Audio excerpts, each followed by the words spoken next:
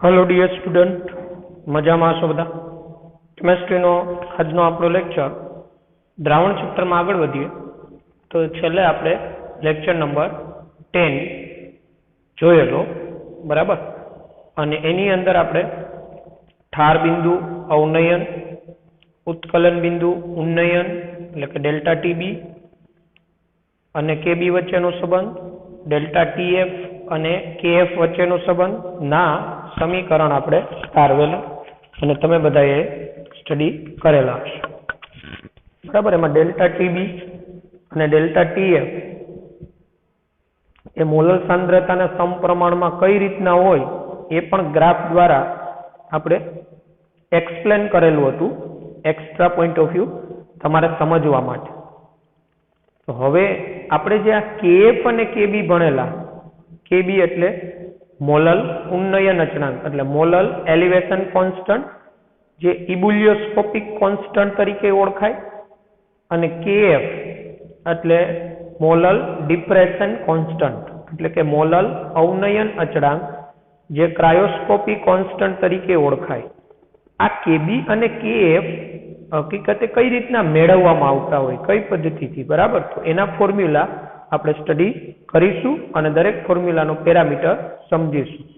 તો કેએફ અને કેબીના મૂલ્ય કઈ રીતના નક્કી થાય, જે તે શુદ્ધ દ્રાવક માટે કેએફ અને કેબીના મૂલ્ય જે દ્રાવકના સ્વભાવ પર આધાર રાખે, કેબી અને કેએફના મૂલ્ય એ દ્રાવકના સ્વભાવ પર આધાર રાખે। KF is equal to R into m1 into T0f square divided by 1000 into delta H fusion। આ R એટલે વાયુ અચળાંક, M1 એટલે દ્રાવકનું મોલર દળ કે આણ્વીય દળ, T0F એટલે શુદ્ધ દ્રાવકનું ઠાર, એટલે આ મૂલ્ય બધા આપેલા હોય અને આપને KF પણ મેળવવાનું પૂછી શકાય। આ સૂત્ર છે આપણી ટેક્સ્ટબુકમાં અને આપણે કરવાનું છે બોર્ડના પોઈન્ટ ઓફ વ્યૂ અને નીટના પોઈન્ટ ઓફ વ્યૂ। આર વાયુ અચળાંક એનું મૂલ્ય કિલો જૂલમાં કે કેલરીમાં કે કિલો કેલરીમાં હોઈ શકે। બાષ્પાયન ઉષ્મા જૂલમાં, કિલો જૂલમાં કે કેલરીમાં હોઈ શકે। આ બેની એકમ એક સમાન થવા જોઈએ અને આ તમારો કેલ્વિનમાં હોય। M1 શુદ્ધ દ્રાવકનું મોલર દળ।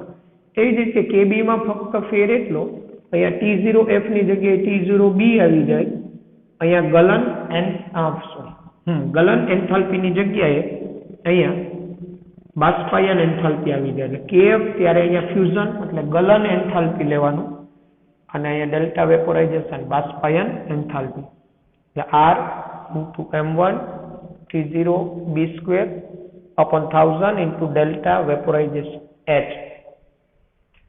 ડેલ્ટા વેપોરાઇઝેશન H એટલે દ્રાવકની બાષ્પાયન એન્થાલ્પી પ્રતિ મોલે, 1 મોલ દ્રાવકની બાષ્પાયન એન્થાલ્પી, ડેલ્ટા ફ્યુઝન H એટલે 1 મોલ દ્રાવકની ગલન એન્થાલ્પી, બરાબર। આ બંને સૂત્રની મદદથી આપણે જે તે સૂત્રની મદદથી આપણે કેએફ અને કેબી નું મૂલ્ય મેળવી શકીએ। આ ઉપરાંત અહીંયા હું આ M1 અને ડેલ્ટા ફ્યુઝન H ની જગ્યાએ હું અહીંયા LV પણ મૂકી શકું। LV એટલે શું થયું?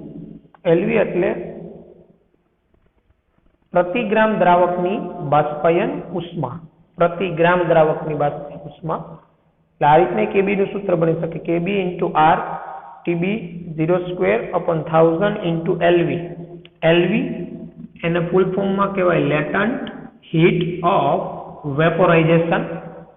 લેટન્ટ હીટ ઓફ વેપોરાઇઝેશન એટલે પ્રતિ ગ્રામ દ્રાવકની બાષ્પાયન ઉષ્મા, પ્રતિ ગ્રામ દ્રાવકની બાષ્પાયન ઉષ્મા। આ LV, તો LV ઇઝ ઇક્વલ ટુ શું થાય? ડેલ્ટા H વેપોરાઇઝેશન અપોન M1, એટલે કોઈ દ્રાવક હોય એની પ્રતિમોલ બાષ્પાયન ઉષ્મા હોય, ડિવાઇડેડ બાય M1 કરો એટલે તમને શું મળી જાય?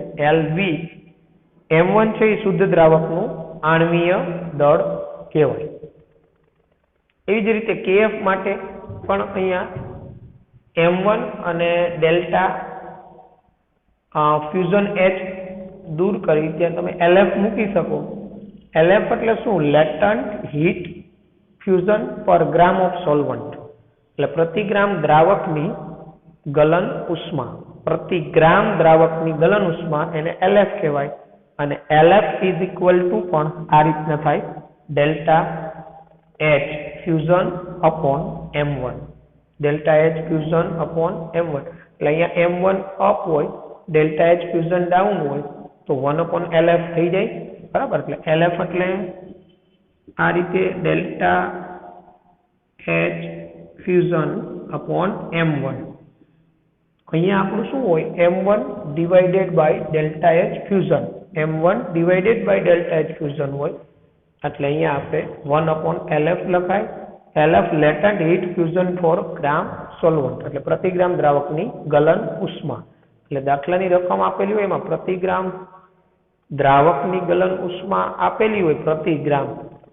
તો અહીંયા ડાયરેક્ટ તમે મૂકી શકો LF અને તમને ગલન ઉષ્મા આપેલી હોય શુદ્ધ દ્રાવકનું મોલર દળ હોય કે આણ્વીય દળ હોય તો તમે આ સૂત્રનો ઉપયોગ કરી અને KF મેળવી શકો T0F એ શુદ્ધ દ્રાવકનું ઠાર બિંદુ કોને કહેવાય એ આપણે આગળના લેક્ચરમાં સમજી ગયા છીએ કે ઘન અને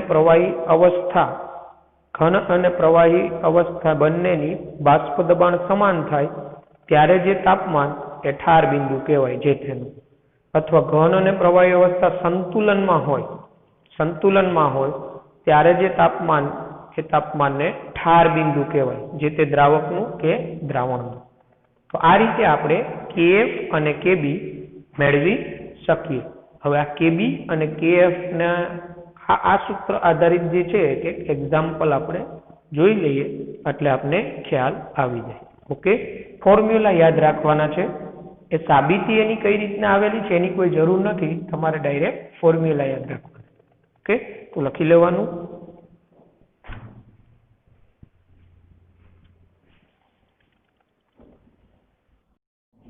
તો ત્યારબાદ આપણે જે હમણાં સૂત્ર જોયા એને રિલેટેડ એક્ઝામ્પલ હમણાં જે સૂત્ર જોયા એને રિલેટેડ તો આ પ્રકારના દાખલાઓ બને રકમ આ મુજબ છે calculate the molar elevation constant એટલે મોલર એલિવેશન કોન્સ્ટન્ટ એટલે KB of water it being given that its latent heat of vaporization is 2.57 kilojoule per gram એટલે અહીંયા તમને પાણીનો KB ગણવાનું કહે છે KB ઓફ વોટર કેટલો થાય તમને LV આપેલું છે LV કઈ રીતના ખબર પડ્યું કિલોજૂલ પ્રતિ ગ્રામ આપ્યું છે એટલે પ્રતિ ગ્રામ આપેલું હોય એટલે તમને LV આપી દીધું છે લેટન્ટ હીટ ઓફ વેપોરાઇઝેશન 2.57 કિલોજૂલ પ્રતિ ગ્રામ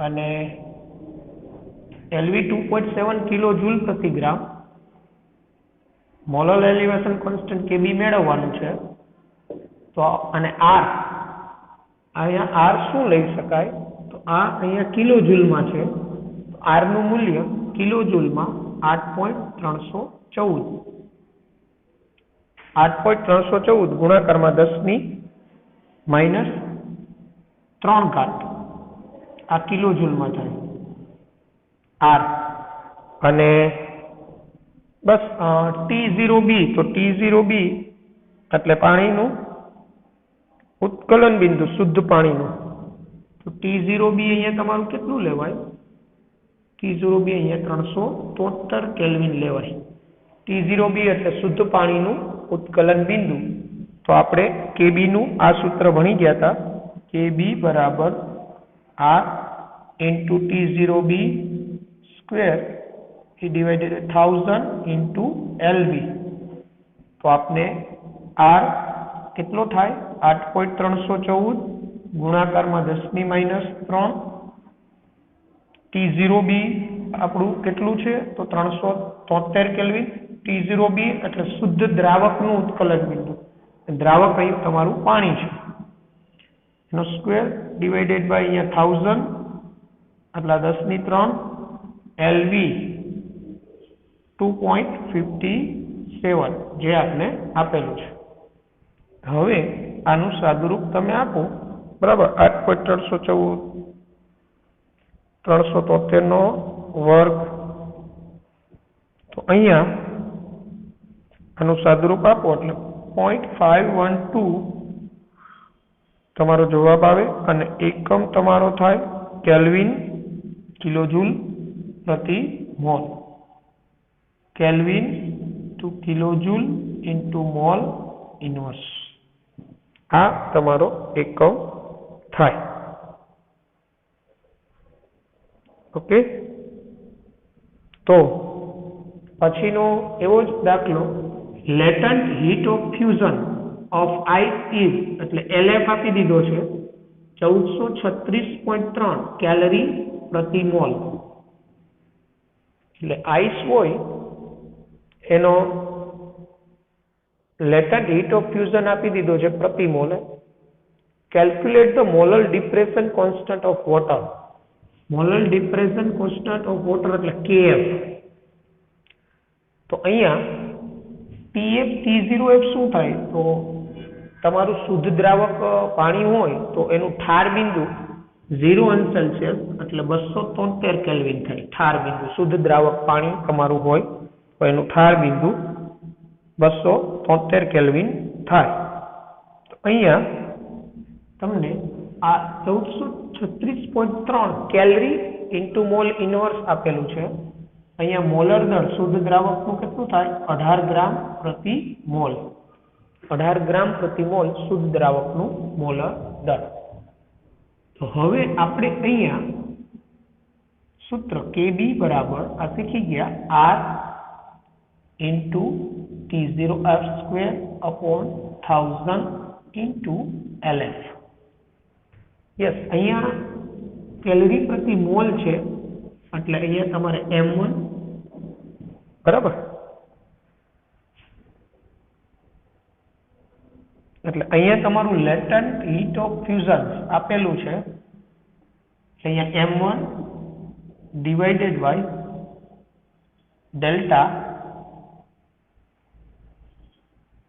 ફ્યુઝન H.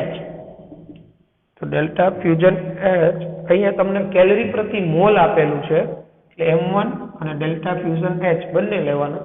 પ્રતિ ગ્રામ આપેલું હોત તો ખાલી LF જ મૂકી દેવાનું હતું. આ 18 ગ્રામ માટેનું છે. પ્રતિ ગ્રામ માટે પૂછ્યું હોય તો તમારે ખાલી અહીંયા જે વેલ્યુ હોય એ જ મૂકી દેવાની છે. તો અહીંયા R નું મૂલ્ય કેલરીમાં છે ને 1.97 સમથિંગ થાય જે નિયર ઇક્વલ ટુ આપણે 2 લઈએ. R નું મૂલ્ય કેલરીમાં R તમારો અહીંયા 2 થાય. M1 એટલે 18 થાય.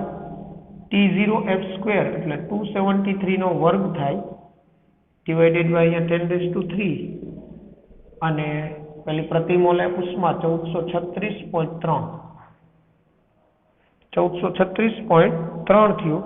હવે આનું સાદુરૂપ આપો તો 1.87 આવે કે F is equal to kelvin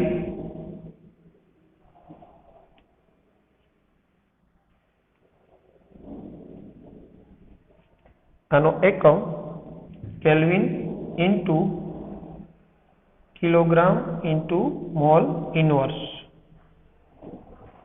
આનો એકમ એ kelvin kilogram into mole inverse જ આવે. KB નો એકમ એ આ રીતે. તો આ રીતે લેટન્ટ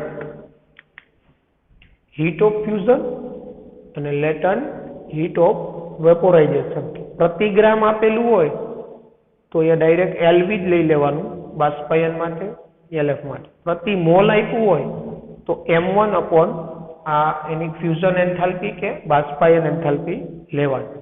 આ રીતે KF અને KB જે તે દ્રાવકના મેળવવાના એક્ઝામ્પલ બને જે આપણે મગજમાં રાખીશું સૂત્ર અને ક્યારે શું મૂકવું એ યાદ રાખીશું. ઓકે,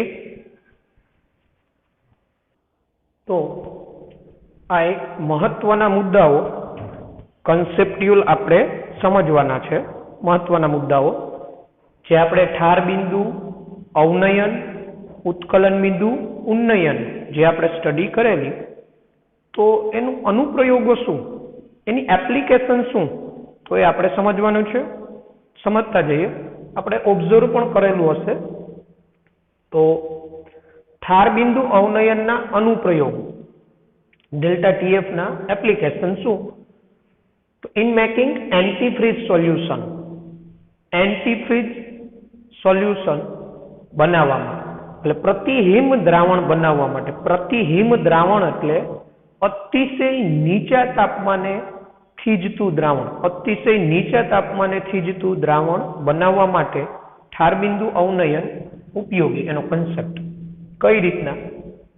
તો પ્રતિહિમ પદાર્થ જે પાણીમાં ઉમેરવામાં આવે તો પાણીનું ઠાર બિંદુ ઘટે છે, આમ તે પાણીનું ઠારણ ધીમું પાડે છે.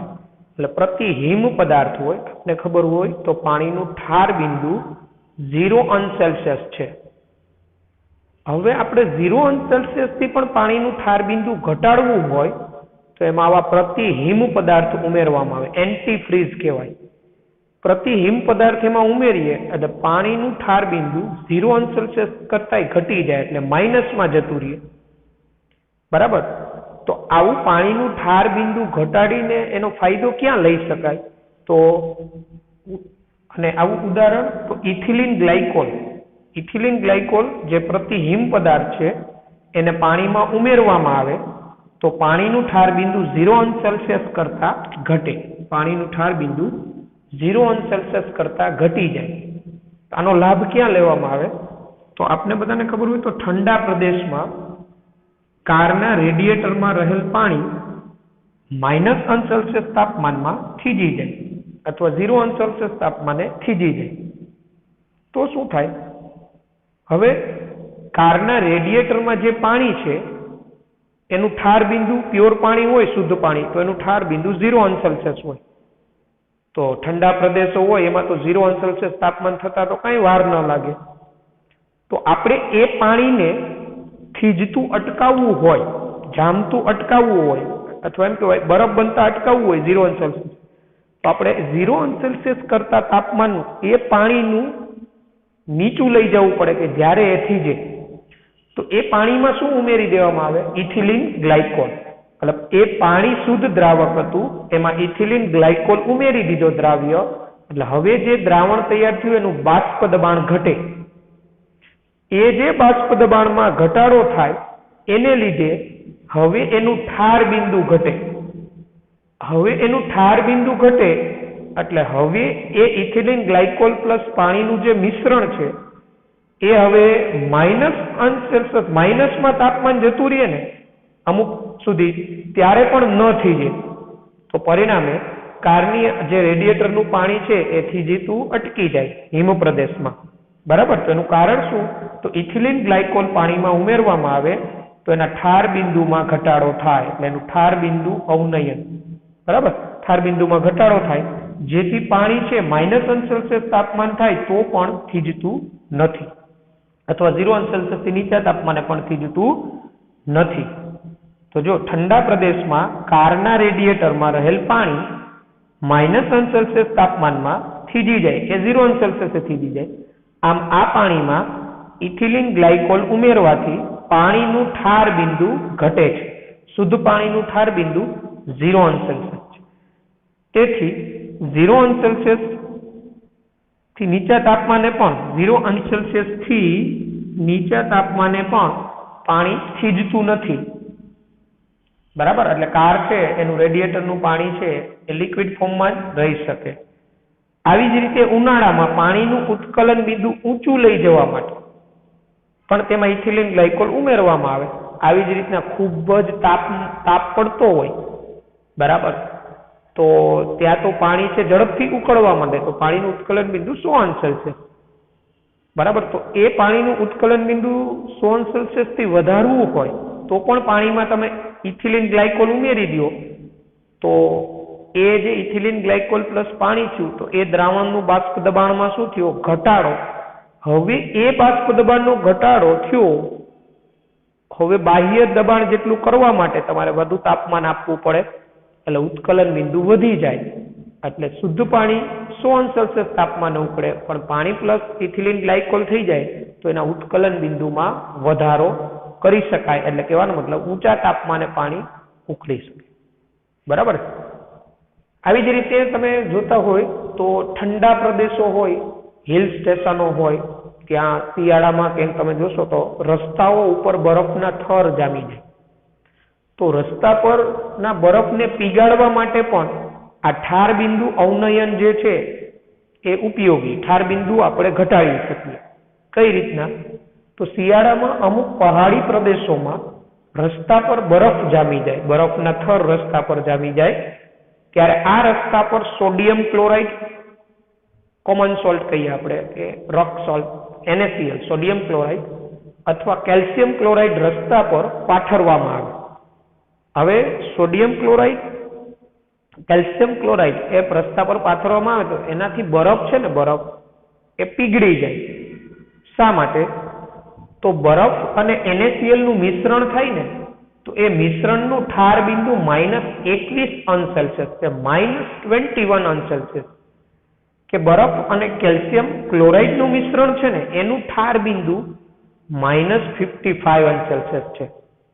તો આ મિશ્રણ થાય એના ઠાર બિંદુ તમે જોશો તો ખૂબ જ માઇનસમાં છે. એટલે એનો અર્થ એવો થાય આટલું તાપમાન બહારનું થાય તો એ થીજી જાય, પણ આટલું તાપમાનની પોસિબિલિટી બહુ ઓછી. એટલે પરિણામે શું થાય? સરાઉન્ડિંગ એ જે મિશ્રણ હશે એનું આસપાસનું વાતાવરણનું તાપમાન હશે ને એ તો આના કરતા વધુ જ હશે. એના ઠાર બિંદુ, આ મિશ્રણના ઠાર બિંદુ કરતા તો વધુ જ હશે. પરિણામે શું થશે? તો પરિણામે જે બરફ જામેલો હશે એ શું થશે? પીગળવા માંડે છે. આ રીતે આપણે રસ્તા પર જામેલા બરફના થર છે એને પીગાળી શકાય. એવી જ રીતે જો તાપમાન ખૂબ વધી ગયું હોય તો આપણે બરફ ઉપર સોડિયમ ક્લોરાઇડ કે નાખી દઈએ તો શું થાય? એના ઉત્કલન બિંદુમાં વધારો થઈ જાય. એટલે સામાન્ય જેવા તાપમાને છે એ બરફને પીગળવા માટે વાર લાગે. બરાબર છે. એટલે ઠાર બિંદુમાં ઘટાડો કરીને ઘટાડો કરી અને બરફને પીગાળી શકાય. બરાબર. અને આ તમે ઓબ્ઝર્વ કરતા હોય તો વાય ઓશિયન્સ ડુ નોટ ફ્રીઝ. આપણે જોઈએ છીએ ને તો ક્યાંય તમે એવું નહીં સાંભળેલું હોય કે દરિયો છે ને, દરિયો એ આખો બરફ બની ગયો, થીજી ગયો. તો એનું રીઝન શું? તો એનું કારણ એ છે દરિયો છે, દરિયો એની અંદર આ પ્રકારના વિદ્યુત વિભાજ્ય ઘટકો અસંખ્ય રહેલા છે. Sodium chloride, calcium chloride. તો આ અસંખ્ય ઘટક છે કે જે પાણી છે દરિયાનું એનું મિશ્રણ છે, એનું ઠાર બિંદુ ખૂબ જ નીચું છે.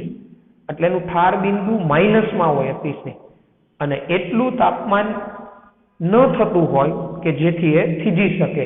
આમ ઓશિયન્સ છે એ ક્યારેય થીજતો નથી, દરિયો છે એ ક્યારેય થીજતો નથી. એનું કારણ એમાં અસંખ્ય વિદ્યુત વિભાજ્ય ઘટકો રહેલા છે. એટલે એ દ્રાવણ છે ને ખૂબ સાંદ્ર દ્રાવણ છે.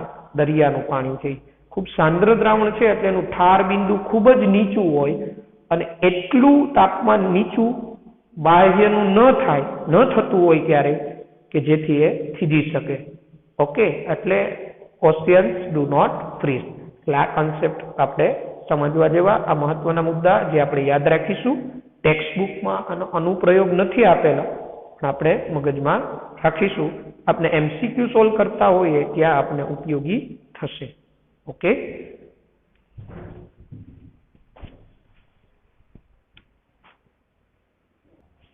તો ત્યારબાદ આ મહત્વના મુદ્દા પણ આપણે યાદ રાખીશું જે દાખલામાં આપણે ખૂબ ઉપયોગી થશે. કમ્પેરેટિવલી દાખલાઓ આવશે ને એના માટે મહત્વના મુદ્દાઓ. આ મુદ્દાઓ તમારે દાખલાઓ ગણવા માટે કન્સેપ્ટ્યુઅલ યાદ રાખવાના છે. ક્યાંય તમારે બોર્ડમાં થિયરી સ્વરૂપે નથી આવવાના. જેમ કે એક સરખા દ્રાવક ધરાવતા સમાન સાંદ્રતાવાળા દ્રાવણોમાં ઉત્કલન બિંદુ અને ઠાર બિંદુ સમાન હોય. એક સરખા દ્રાવક હોય અને સમાન સાંદ્રતાવાળા દ્રાવણો હોય તો એના ઉત્કલન બિંદુ અને ઠાર બિંદુ સમાન હોય. શું થયું?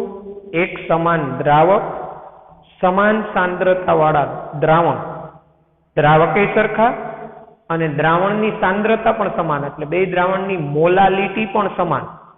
તો એવા દ્રાવણો માટે ઠાર બિંદુ અને ઉત્કલન બિંદુ સમાન જ હોય. શા માટે?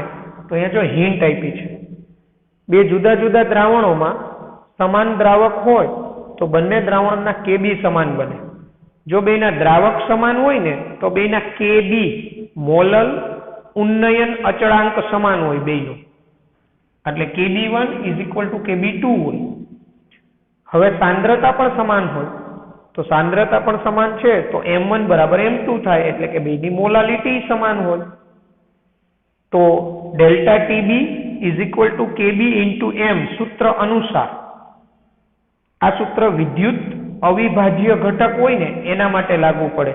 વિદ્યુત અવિભાજ્ય એટલે દ્રાવણની અંદર જે પોતે એક જ કણ હોય ને, એક જ કણ એના માટે લાગુ પડે. બરાબર. હવે તો ΔTB1 દ્રાવણ 1 ના ઉત્કલન બિંદુ ઉન્નયન = દ્રાવણ 2 ના ઉત્કલન બિંદુ ઉન્નયન. આ બે સરખા જ થાય કારણ કે બેમાં KB × M તો સરખા છે. હવે ΔTB1 એટલે શું હોય? તો દ્રાવણ 1 નું ઉત્કલન બિંદુ માઇનસ શુદ્ધ દ્રાવકનું ઉત્કલન બિંદુ. ΔTB2 શું હોય?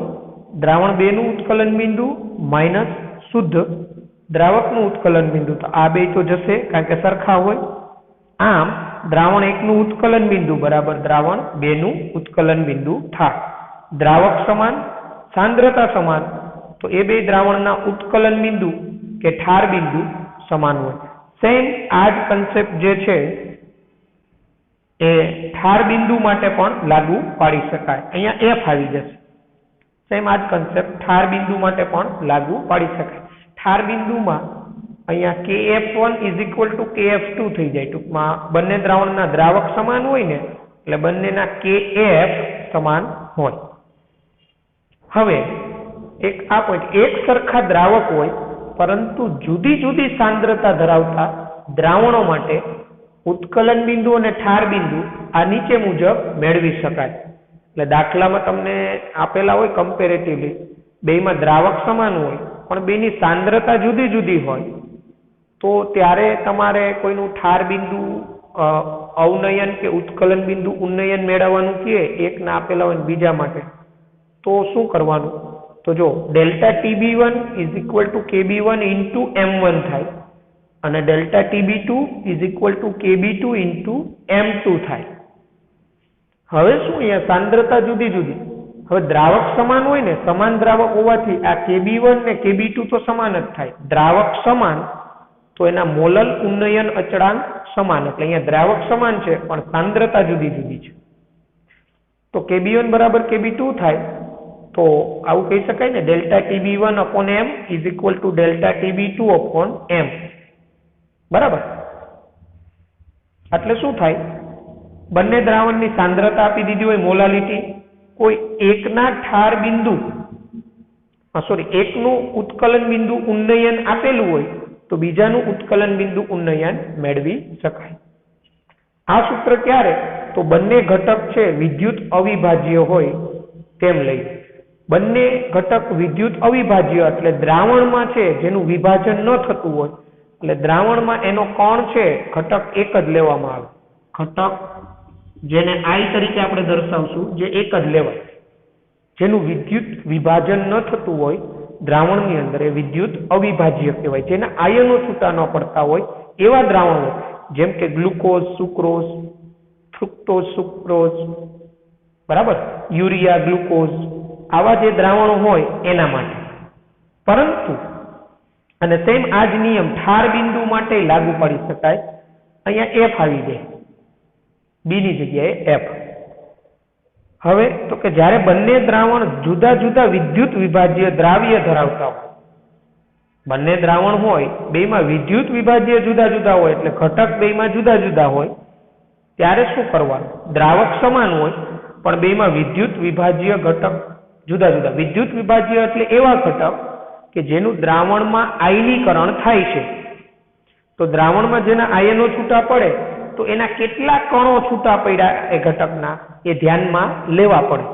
તો સૂત્ર ડેલ્ટા TB1 એટલે દ્રાવણ 1 નું ઉત્કલન બિંદુ ઉન્નયન is equal to I KB1 into M1. આ I શું સૂચવે? I છે એ દ્રાવણમાં જે તે વિદ્યુત વિભાજ્ય ઘટકના કેટલા કણો છૂટા પડ્યા એમાંથી. જેમ કે NaCl હોય તો એમાંથી 2 કણ છૂટા પડે, Na+ Cl- તો I 2 લેવાય. જેમ કે CaCl2 હોય તો 3 છૂટા પડે, Ca2+ 1 આયન અને 2Cl- બીજા, આમ ટોટલ 3, તો I 3 લેવાય. એટલે વિદ્યુત વિભાજ્ય હોય જેનું પાણીમાં દ્રાવકમાં આયનીકરણ થતું હોય તો એના કણોની સંખ્યા ધ્યાનમાં લેવી પડે, કારણ કે આ કેવો ગુણધર્મ છે? સંખ્યાત્મક ગુણધર્મ છે. કણોની સંખ્યા જેમ વધે એમ વધે. જેનો દ્રાવણમાં એક જ કણ રહેતો હોય તો એના માટે તો I1 લ્યો કે મૂકો નહીં તો આ મૂલ્યમાં કોઈ ફેર ન પડે, બરાબર? એટલે NaCl, કેલ્શિયમ ક્લોરાઇડ, KCl વગેરે જેવા દ્રાવણ હોય ને તો ત્યારે તો ડેલ્ટા TB1 બરાબર I KB1 into M1, delta TB2 બરાબર I KB2 ઇન્ટુ M2. આ I છે ને કણોની સંખ્યા સૂચવે. I એ કણોની સંખ્યા અથવા ઘટક કણોની સંખ્યા સૂચવે. જેમ કે NaCl હોય તો NaCl માટે I 2 થાય, કેલ્શિયમ ક્લોરાઇડ હોય તો I 3 થાય. તમને ગ્લુકોઝ, સુક્રોઝ, ફ્રુક્ટોઝ આ બધા માટે I 1 થાય, કારણ કે ગ્લુકોઝ, સુક્રોઝ, ફ્રુક્ટોઝ એ વિદ્યુત અવિભાજ્ય છે. એના કણો દ્રાવણમાં છૂટા ન પડે, એ પોતે એક મૂળ જે બંધારણ હોય એ જ સ્વરૂપે રહે. ઓકે, એટલે વિદ્યુત વિભાજ્ય દ્રાવ્ય હોય ત્યારે એટલે આ મગજમાં રાખવાનું. એટલે આના દાખલા ગણતા હોય ત્યારે એ પણ ધ્યાન રાખજો કે આપેલ જે દ્રાવણમાં ઘટક છે એ વિદ્યુત વિભાજ્ય છે કે વિદ્યુત અવિભાજ્ય. જો વિદ્યુત અવિભાજ્ય હોય તો એના માટે I1 જ લેવાય, પણ જે વિદ્યુત વિભાજ્ય હોય કે જેનું આયનીકરણ થાય તો એના કેટલા આયનો છૂટા પડે? મોટાભાગે આયનિક સંયોજનો હોય ને તો એમાંથી કેટલા ધન આયન છૂટા પડ્યા, કેટલા ઋણ આયન, એ બધાનો સરવાળો એ કુલ આયનોની સંખ્યા, કુલ કણોની સંખ્યા અહીંયા મૂકી દેવાની. ઓકે, તો દ્રાવણ 2 હોય તો ડેલ્ટા TB2 બરાબર I KB2 ઇન્ટુ M2. બરાબર છે? બે વિદ્યુત વિભાજ્ય જુદા જુદા છે, બેની સાંદ્રતા જુદી જુદી હોય, પણ દ્રાવક સમાન હોય તો આ KB1 બરાબર KB2 થઈ જાય. તો delta TB1 upon I into M1 is equal to delta TB2 upon I into M2. I બરાબર જે તે વિદ્યુત વિભાજ્ય ઘટક એના કણોની સંખ્યા દ્રાવણમાં કેટલી છે એ ધ્યાનમાં લેવાની. સેમ આ જ નિયમ ઠાર બિંદુ માટે પણ લાગુ પાડી શકાય. ઠાર બિંદુ માટે લાગુ પાડવા જાઓ તો અહીંયા KB ની જગ્યાએ શું આવી જાય? KF. અને અહીંયા TB, ડેલ્ટા TB એમાં B ની જગ્યાએ શું આવી જાય? F. આ રીતે આપણે આ બે દ્રાવકને કમ્પેરેટિવલી એક જ રકમમાં આપેલા હોય, કોઈ એકનું ઠાર બિંદુ આપેલું હોય બીજાનું મેળવવાનું હોય, કે એકનું ઠાર બિંદુ અવનયન આપેલું હોય બીજાનું મેળવવાનું હોય, તો ત્યારે આપણે આ સૂત્ર ઉપયોગી થાય. તો એ કન્સેપ્ટ આપણે મગજમાં બેસાડી દઈશું. આ ઉપરાંત ઇન્ડિવિજ્યુઅલ ડાયરેક્ટ ઠાર બિંદુ પૂછેલું હોય આપણે ડેલ્ટા TF, કે ઉત્કલન બિંદુ ઉન્નયન પૂછેલું હોય ડેલ્ટા TB, તો એ આપણે આગળના લેક્ચરમાં જે સૂત્ર જોઈ ગયા ડેલ્ટા TF, ડેલ્ટા TB ના, બરાબર, એ આપણે ધ્યાનમાં લેશું. પણ વિદ્યુત વિભાજ્ય અને વિદ્યુત અવિભાજ્ય ઘટક છે એ મુજબ તમારે ચાલવું પડશે. જો વિદ્યુત વિભાજ્ય હોય તો એના કેટલા કણો દ્રાવણમાં છૂટા પડ્યા એની સંખ્યા મૂકવી પડે, અને વિદ્યુત અવિભાજ્ય હોય તો એનો તો કણ એક જ લઈને ગણતરી કરી નાખવાની. ઓકે, એટલે ગ્લુકોઝ, ફ્રુક્ટોઝ, સુક્રોઝ આ બધા છે એનો ઘટક પણ I1 થાય, જ્યારે બાકી જે આયન જેટલા છૂટા પડતા હોય વિદ્યુત વિભાજ્ય ઘટકમાંથી એ મુજબ એનો I લેવામાં આવે. તો આજના આપણા આ લેક્ચરમાં અહીંયા સુધી રાખીએ. પછીના લેક્ચરમાં હવે આપણે આ ટોપિક આધારિત વિવિધ દાખલાઓની વાત કરીશું. Okay, good bye, take care. જ્યારે પાછો લેક્ચર આપણો આવશે ક્લાસની અંદર તો ત્યારે આ લેક્ચર તમે જોઈને આવેલા હોવા જોઈએ. Okay, good bye, take care.